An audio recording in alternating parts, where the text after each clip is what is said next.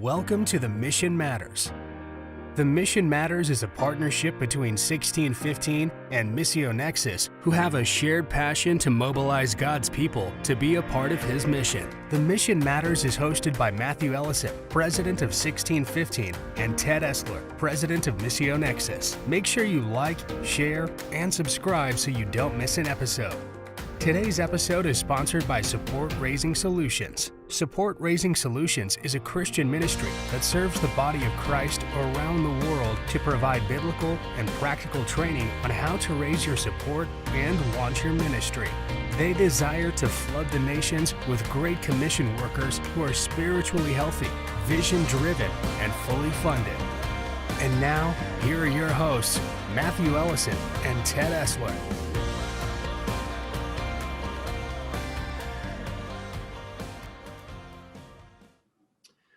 Welcome once again to the Mission Matters podcast. I am Matthew Ellison, and as always, I am joined by my friend and co-host, Ted Esler. Ted, it's great to see you today.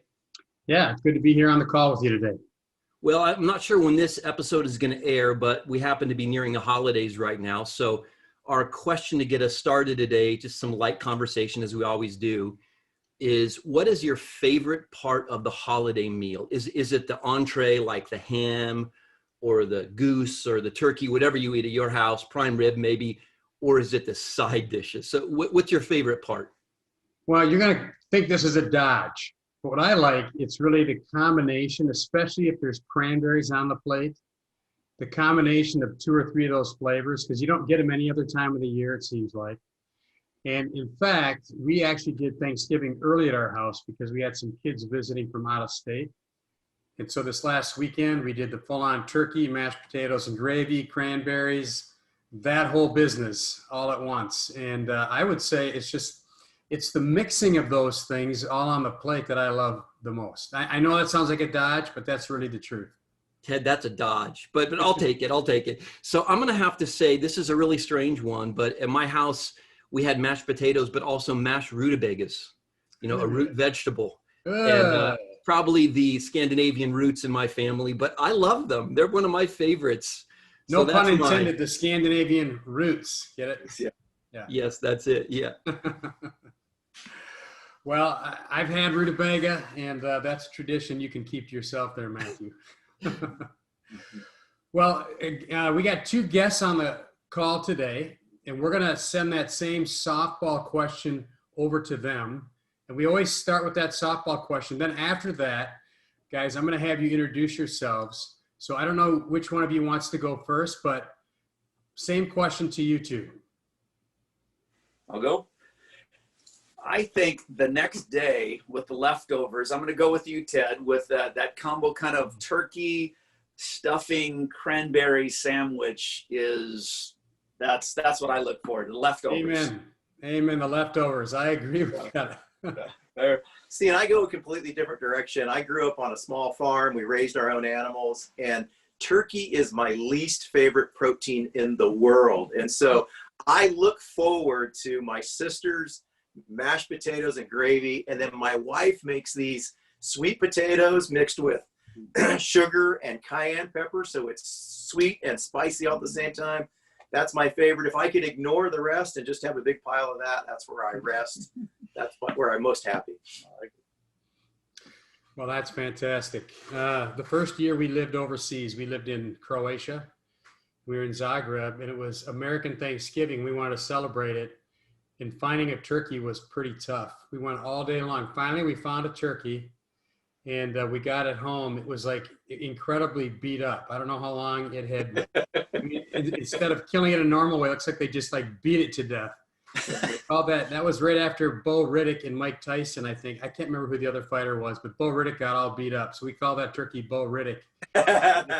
It's one of our family stories we tell every holiday. So I love those things. Well, Brian, let's start with you. Could you tell us who you are and what you do? Yes, I'm the senior pastor at Calvary Murrieta here in Southern California. And I took over in 1989. So it's been 31 years as a senior pastor, and still love it. All right. And Larry? So I'm Larry Hansen. I currently serve as the missions pastor. I've attended this church for 30 years. About 16 years ago, I came on board as the director of development for the school that's attached here. And all that while I was doing member care for missionaries. And about 4 years ago, we relinquished all my other administrative duties and started focusing my job description just on missions. And so that's what I do now is my primary focus is missions. So I want to tell you that right before this call, I was on a call with a leader who was basically making the case that churches are not interested in sending missionaries anymore. And we had about a 35-minute discussion about that topic. And very interesting conversation. This is fairly significant later. You guys seem to have a different view. Tell us a little bit about your missions paradigm and what you're doing at your church. You know, if I took us back to the beginning in 1980, so we came to this church in 85, and it was really, that's when it became a Calvary. In 86, we did our first trip, and we went and smuggled Bibles over into China and then went down to the Philippines. We had no clue what we were doing, but we connected with a sister church that basically they've done it before, and so we went with them. We went as learners, but I think it really set the forward movement for our small church. So we're probably 100 people at that time, and 10 of us went. So you got a tenth of the church leaving and then coming back and sharing the stories. And it really gave us this momentum right from the very beginning. I would just say, I don't know any different. That's just kind of what we did. And so, I absolutely fell in love with it, came on staff soon after that, and then took over the church in 89. And so it just became this role of, and then figuring it out on the way, you know? And so that's really was our first motivator to run forward with missions. And, you know, and I think for a senior pastor, a lot of it was giving pulpit time. Like I'm going through the book of Acts right now, and we just keep seeing that. Paul running back to Antioch and telling the ascending church, hey, this is what we did, and this is what the Lord did. And it was just the excitement of that. Somebody sitting out there is going to want to go on the next missions trip and be involved in that. And so that's where I think it's just this perpetual thing over the years of just keep bringing it to the surface for folks. So I would think, I'm sorry, Matt. No, Larry, you go, brother. I would say the other thing is from that inception is this idea that Brian put out that everyone could be involved. And so my original introduction to doing anything with missions is I owned a truck. And so I loaded all the suitcases and drove the people to the airport and dropped them off and had pizza in the airport with them. I know we can't do that anymore, but so this idea that the invitation was for everybody. It wasn't limited to just a few people, that there was this open invitation to consider going, not just short term, but on a longer on a longer trip where you would maybe extend to 6 months or a year or make that your lifelong commitment. So one of the things that Ted and I talk about regularly the last several years is just how essential leadership buy-in is into a missions vision if you're going to mobilize a body of believers. In fact, I think it's one of the single greatest factors. And I don't know if you guys are aware of this, but you're an anomaly. I mean, there's not a lot of churches. There's some, but there's not a lot of churches where the senior pastor is actually leading the charge, where senior leadership is championing the missions vision. Maybe you guys could talk about that. Why is leadership engagement in a global vision for a church so essential? You know, one of the things that first come to mind is this thing that we call missions isn't something that we do, it's something that we are, right? And so realizing that it's not just one of our other ministries, it's the heart of God. And it needs to be part of our DNA. And so it's not an addendum, it's not something that we just attach to, well, it's another ministry that we do. And I think that's a lot of times how it's treated, or at least how I've seen it within the churches. We have a men's ministry, we have a women's ministry, we have kids, and we have missions. And it's just another ministry that we tack on. And yet when and heard from our friend Jeff Jackson that our God is a missionary God, I remember the first time hearing that through a perspectives course. It was just, wow, it's Genesis to Revelation. It's just not at the end of Matthew, right? And you just see it weave through all of Scripture. It's the heart of God, and we need to jump in on that. The other thing that I see, Matthew, when you're talking about leadership, the idea that in the beginning, Brian would go on some short-term trips and invite lay leaders. And so I think that once Brian and other pastors invited some other lay leaders to go on the trips and travel with them, we got this exposure and this idea how important it was that one of those other leaders would say, hey, come alongside us. We talk about, discipleship. That was real discipleship, where one of the other leaders would say, hey, why don't you go and participate on this trip with us? Why don't you go to this nation or this country? Or they may have identified someone in our, not just staff leadership, but those other folks that are leaders in the church that had a specific skill set and said, hey, will you come alongside as an accountant, as a nurse, as a doctor, as a contractor, as a welder? Can you come alongside? We're going to go as learners and we're going to participate with nationals in another nation, but that it created this enthusiasm. And so when you talk about leadership buy-in, it isn't just so being in a second or an assistant position. When I look at the way Brian led, he allowed me to do the same thing and allowed the other staff people to do the same. And then as we developed leaders to lead teams, those leaders then had that same example to follow. And it creates this excitement and this enthusiasm of living in community and inclusion that people want to be on that same, plow those same fields with us. So when I talk with churches, especially if they're not very engaged in mission, I often hear that the mission program is somehow in competition with other things going on in the church. Budget dollars is particularly mentioned. Doesn't seem to be the case here. Why do you think it's different in your church than in others, where I kind of see this kind of competition among departments?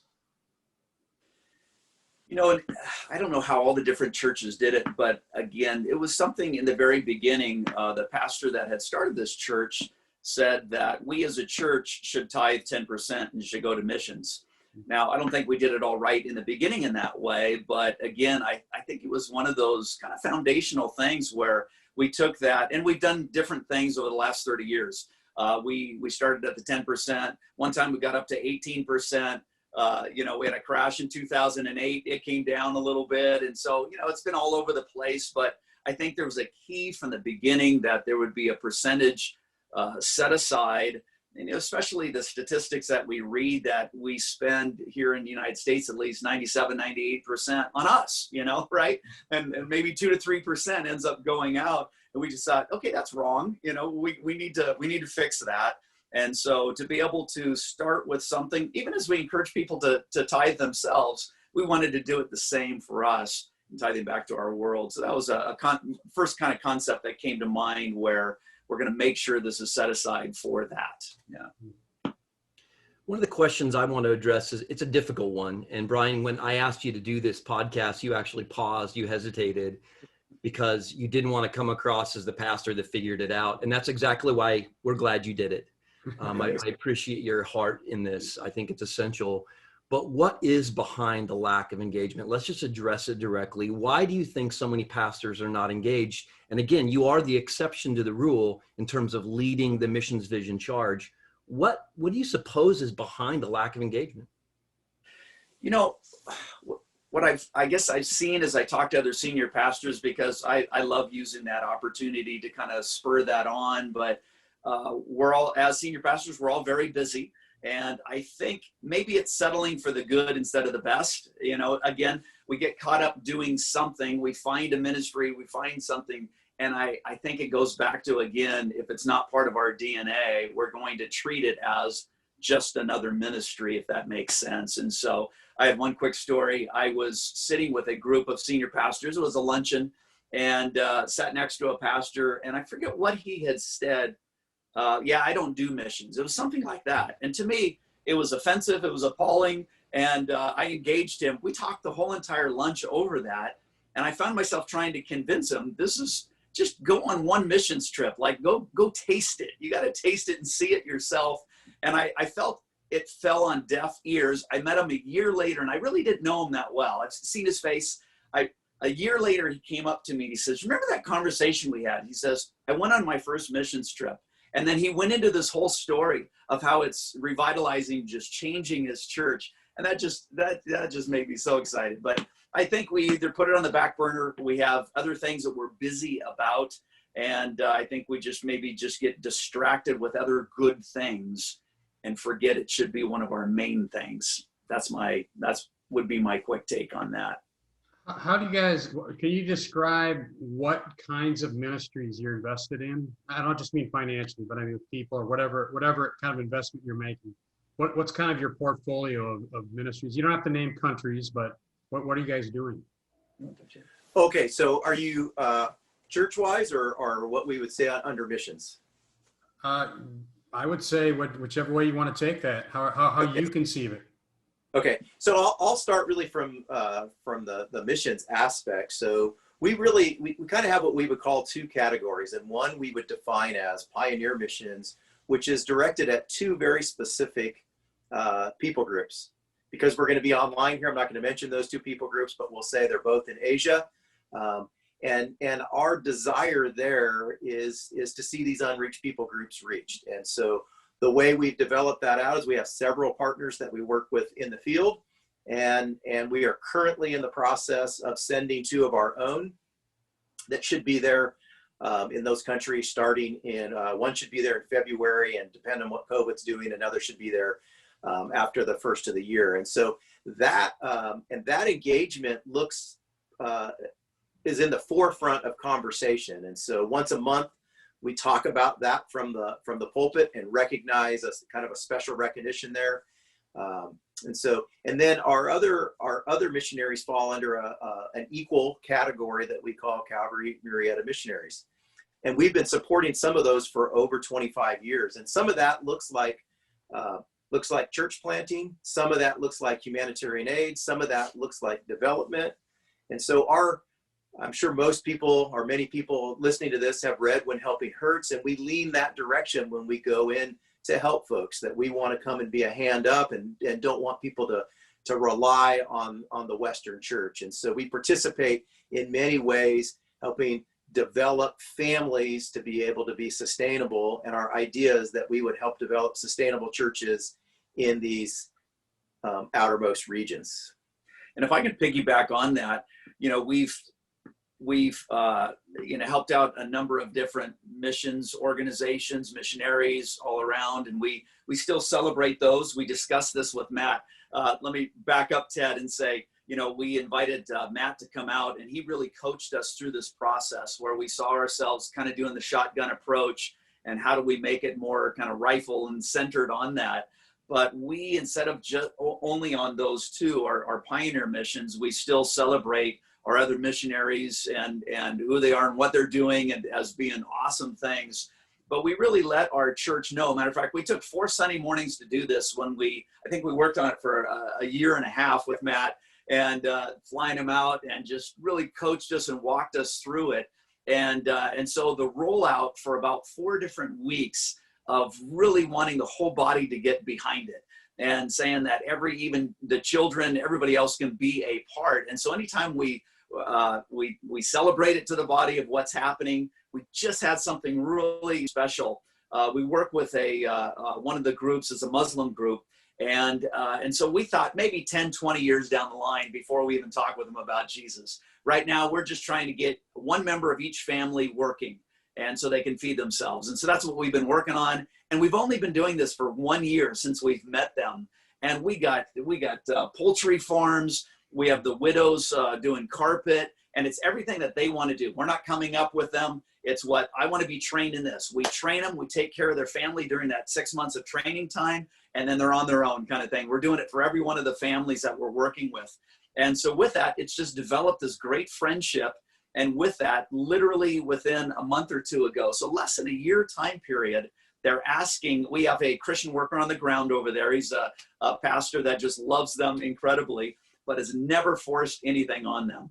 And they have now asked for, the leaders sat down and asked him for an audio Bible, because they don't have a Bible in their language, an audio Bible for every leader of every household there. And so we thought this would be something maybe 20 years down the line. We were so excited and stoked about that. So fun. Love it. And you talk about being stoked. And I think one of the things that maybe senior pastors that are not engaging in missions as champions think about is they don't think about rather is the life and the vitality that a global engagement will bring to your church. You use the word stoked. David Penman said, no local church can afford to go without the nourishment and encouragement that will come to it by engaging in God's global mission. Maybe you could talk about the impact that this has had on your people, the flock there. How has this changed them?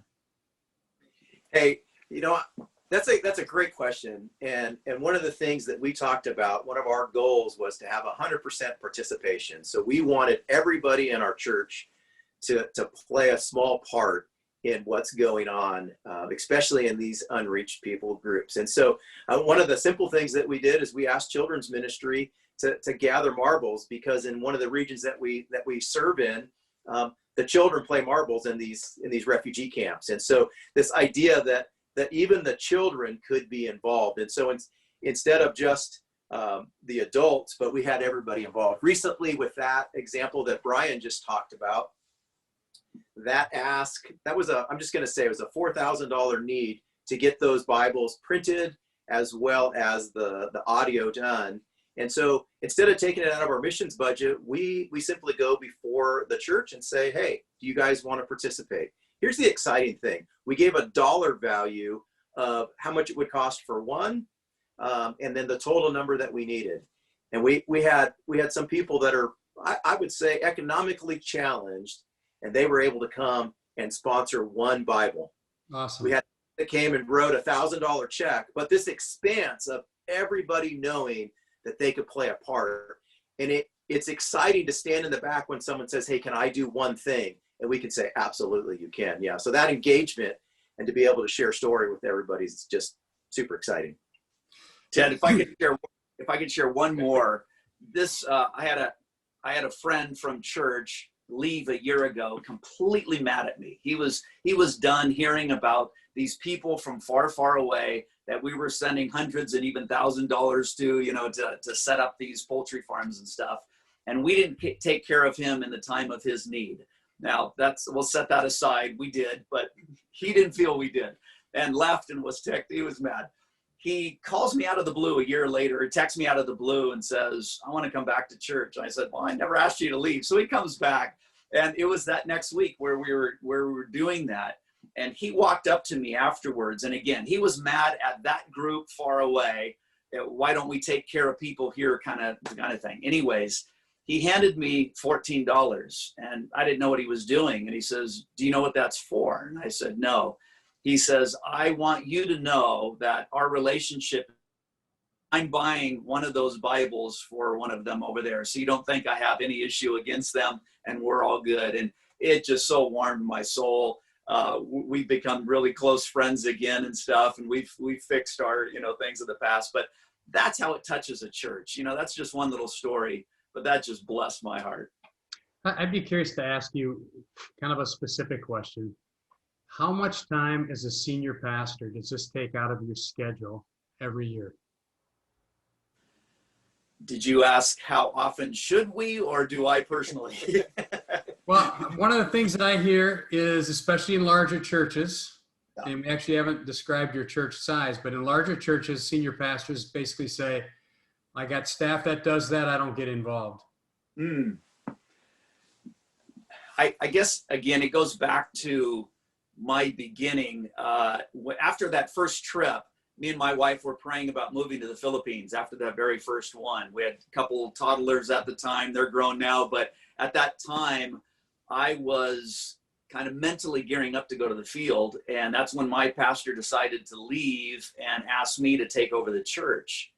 And I was excited and bummed at the same time. And I remember sitting with the Lord saying, I thought I was going to be used in missions. And I really felt, one of those few times where you just hear God speak. And I really felt him say, Brian, I'm going to use you in missions. I didn't know what that meant. I was bummed not to go. So that's always in the back of my mind of so badly wanting to go with that way. And so I do about 4 trips a year. And to me, I've heard it so many times in the body. When I come back and share stories, I'm an amateur photographer. I love photography though. And so I bring back and I show the faces. I love the children. I love the elderly. And so that's a lot of my pictures are the, hey, telling a story about them. And they always say, my compliment back from folks is you always just come back with your tank just filled when you come back from the mission field. So they see that. They want me to go because they know I come back, stories, it's fun, it's adventure, it's, this is what God is doing in these different places. And so for me, I've been comfortable 3 to 5 times a year just with scheduling and all of that. But to me, I think it sets precedence. I think it's an example. I want to go and serve. One of the things that we were talking about also that probably the first 10 years I needed to go speak. I need to go teach somewhere and do that. And now I do balloon animals. I love just going doing balloon animals. I don't care where I am and doing that. The photography, balloon animals. I don't have to go teach. I don't need to go speak to a big crowd. I'm beyond that. I want to go relationship building and see what God's going to do from there. So I got to ask you, what do you shoot? What kind of camera do you use? I use Canon 5D Mark IV. Okay, all right. Yeah, I went all in on micro 4/3 for travel, and I'm really nice. Is that one of the mirrorless? I'm being tempted towards going that route, but for travel, you just can't beat it. It's great. Oh, hey Ted, can I comment on that? Yeah, please. So here's the thing. So when what Brian just described, I would just say for us watching that example, he may miss 4 Sundays a year, maybe 5 at the most. Okay. Which does a great thing. It gives a great opportunity for the church body to meet some of the other church leaders here. And sometimes it's some of our young guys that are in our youth department that are getting this opportunity that we see as the future of the church, right? And so it gives this opportunity for relationship building with the church, with our other church leaders. The other thing is just to talk about time commitment. For us, we have a small group, a small missions board that we meet maybe quarterly. And then Brian and I will through email help to make some of the decisions on who we're going to support financially. Because we have a pretty clear budget right now, it's easier to make a lot of those decisions. And because we have a really defined mission vision, we actually know the direction we're going. And so when the senior pastor's wondering how much time, Brian talked about travel, but I also want to be respectful of those pastors that are wondering, is this weekly hours? Is this monthly hours? Is this late nights? And the answer is for us, no, it's not that, because it's structured in a way that it's clearly defined and it's limited or made those hours a lot less. Yeah. Yeah. I want to get practical here. There's a quote from George Murray that I'm going to surface, and then I'm going to ask you both a question here. But George Murray says, when it comes to missions in the church, the senior pastor either holds the key to the front door or the padlock. You get the idea here. So what are some practical ways that we can crack the code of pastoral engagement in missions? Brian and Larry, you mentioned that this was part of your DNA from the beginning, but you also touched on some watershed moments like perspectives. You heard that teaching, the living God is a missionary God. What are some practical ways that we can crack the code and get more pastors that are leading the charge like you, Brian? And Larry, I want you to speak to that too. A couple things come to mind. One would be for the senior pastor to pray and find out what God would put upon his heart to do in missions, starting with that place. Secondly, I would think of that part of education.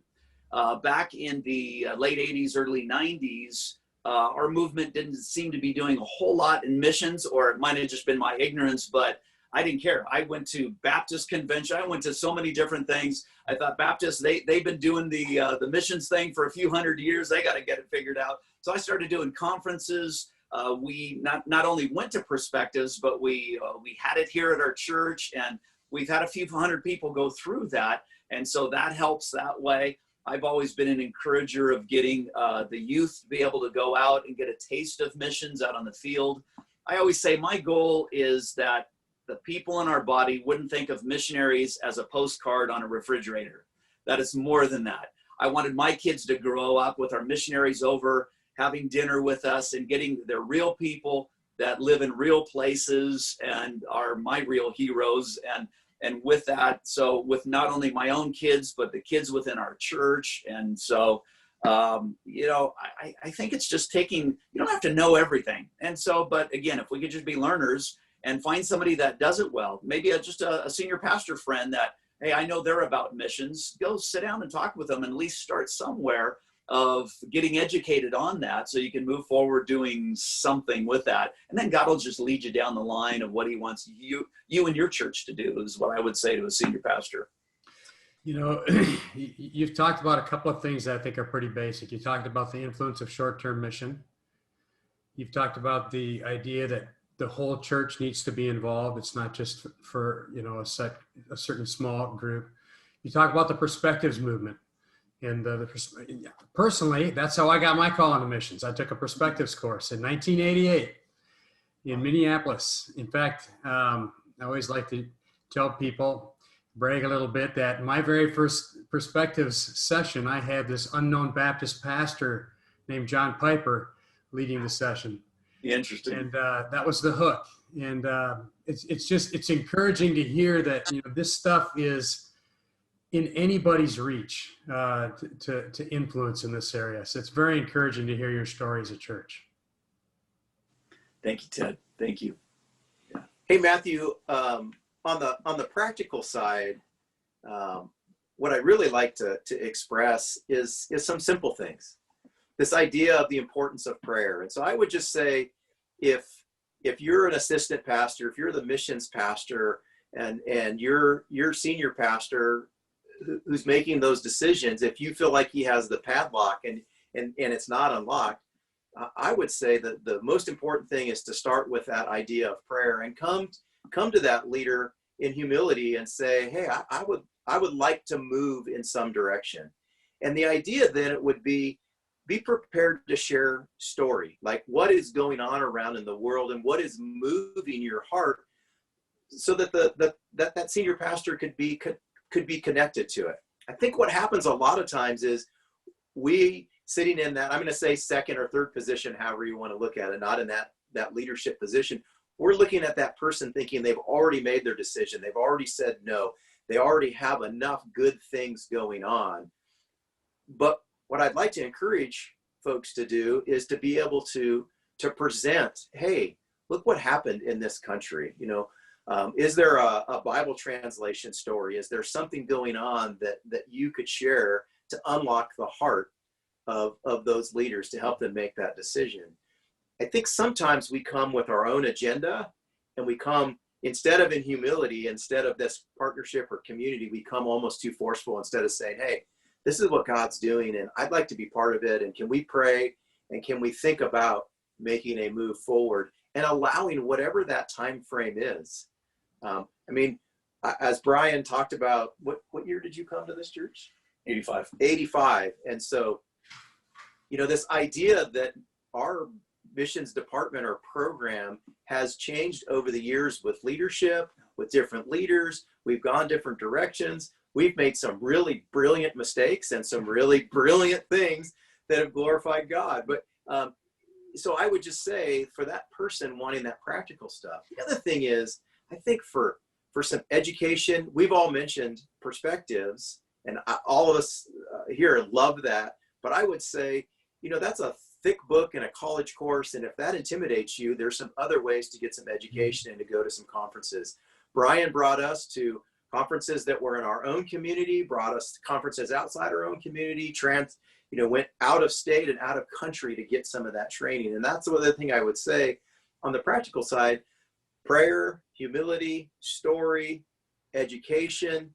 And then if you want to take that next step, there are so many agencies and organizations, if you're not prepared, that you can ask. Your organization yourself, and with Matthew, to simply ask those guys, hey, who do you recommend that's in my area that can help me move that next step?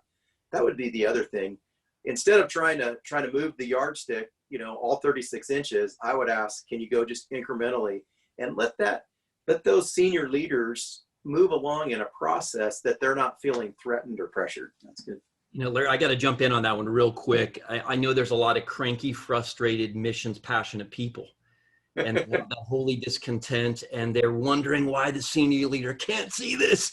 How come they can't see this? And they forget that they too went through a process and a journey of understanding this. And here's what I would say to those folks. Maybe Ted, you can speak to this too. The contextualization skills that we use in field, whether it's a short-term trip or we're full-time missionaries, right? Listening, empathy, seeking to understand. Use some of those skills when you're talking to your senior pastor and trying to get him, Yes. interested in missions. Be winsome, don't be off-putting. So contextualize your message considering where he's at and what he's facing.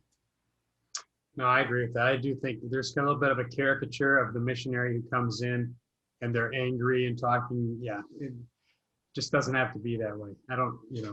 Yeah, I agree. Good point. Yeah. Hey, listen, this has been a great conversation, Brian and Larry. Wow, I thank God for you guys. I've said this before. Walking alongside you has been a joy for me, watching your heart enlarge, building on the past, but seeing where you're going now. And we can't mention those people groups, but, I believe they'll be part of my heavenly inheritance. I've not visited those places because I had a stake in it. And that's true of everyone in your body. Brian, Larry, and Ted, this is the time in the show where I ask you about something you like. Yes, and today my something is more of a who. I really like this author. His name is Wayne Meeks. I don't know, he hasn't written a lot in the last few years, at least that I'm aware of. But this book here, it's called The First Urban Christians. And it is one of the best resources I know about for blowing away your assumptions about what the first century church was like. And I'll just give you an example. He's got a whole chapter in here on, was the first century church poor or was it middle class? And I think we approach the New Testament thinking that the early church was poor, and he gives a very alternate view of that. But that's just one thing. There's things in here about vocation. There's things in here about rituals and rites. I have another one of his books called The Moral World of the First Christians. And it talks about the environment morally that they grew up in. Anyway, anything I've ever read by Wayne Meeks is very helpful to get a grasp of what it was like in the first century for the first century church. So that's what I like this time around. Great. Folks, thanks for tuning in. Again, Brian, Larry, thank you, Ted. We'll see you again soon. Blessings, guys. Thanks for having us. Thanks.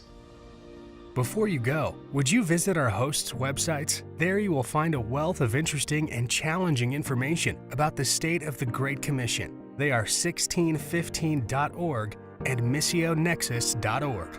If you enjoyed today's episode, please like, share, and subscribe so you don't miss one. Thanks again to our sponsor, Support Raising Solutions. Make sure to check out their website at supportraisengsolutions.org. The Mission Matters is presented through a partnership between 1615 Missions Coaching and Missio Nexus.